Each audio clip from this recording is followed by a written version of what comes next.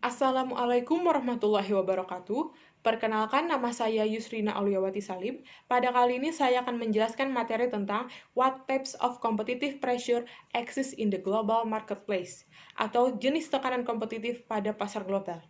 Perusahaan yang bersaing dalam menghadapi pasar global memiliki dua tekanan yang saling bertentangan, di mana tekanan ini membatasi kemampuan perusahaan.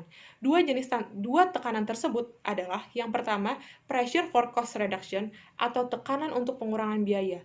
Tekanan ini memaksa perusahaan untuk menurunkan biaya per unit agar produknya dapat diterima oleh pasar. Kemudian tekanan yang kedua adalah pressure to be locally responsive atau tekanan untuk responsif secara lokal. Tekanan ini mengharuskan perusahaan untuk menyesuaikan produknya agar dapat memenuhi permintaan di setiap pasar. Berikut adalah 4 ilustrasi yang menjelaskan tekanan untuk perusahaan yang dapat bersaing secara global. Pada perusahaan A memiliki pressure for cost reduction yang tinggi, tetapi memiliki pressure to be locally responsive yang rendah. Maka pada kasus ini, konsumen memerlukan biaya yang lebih untuk mendapatkan produk. Pada kasus ini juga, perusahaan memungkinkan untuk dapat bersaing di pasar global. Selanjutnya pada perusahaan B. Perusahaan B berada pada pressure for cost reduction yang rendah, tetapi memiliki pressure to be locally responsive yang tinggi.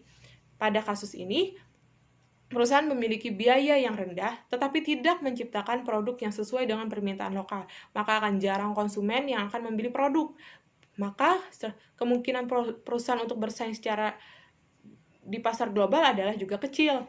Selanjutnya perusahaan C. Perusahaan C memiliki pressure for cost reduction yang tinggi dan juga pressure to be locally responsive yang tinggi. Maka pada hal ini perusahaan tidak mampu menciptakan biaya yang rendah dan juga tidak mampu untuk menciptakan produk yang sesuai dengan permintaan lokal. Maka akan kecil kemungkinan perusahaan akan dapat bersaing secara global. Dan yang terakhir adalah perusahaan D. Perusahaan D memiliki pressure for cost reduction yang rendah dan pressure to be locally responsive yang rendah.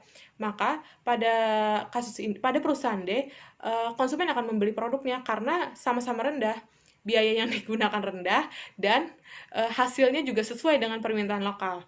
Maka kemungkinan perusahaan untuk dapat bersaing secara global adalah tinggi. Mungkin sekian penjelasan dari saya. Wassalamualaikum warahmatullahi wabarakatuh.